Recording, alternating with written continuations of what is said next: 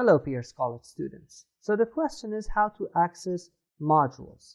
Modules is a tool that can unify all course content into structural components.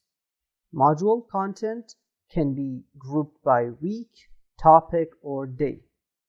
So to access modules, what we need to do is to click on the course. Here I'm on dashboard. I can see all my courses. To see any modules, I should click on that specific course. Here I click on Student Tutorials. So in this list, on the left side of my screen, I should find modules here, as you see. So if I click on it, then here I'm in modules now. So in modules, as you see here, start here, first week. So this is a weekly modules, a weekly content. So the content is organized by week.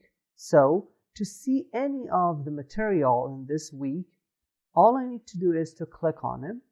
So here, for instance, I click on helpful hints.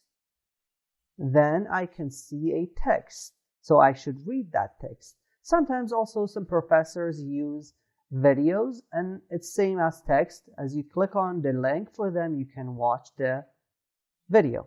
So if I want to go back to dashboard, I should click on dashboard on the left side.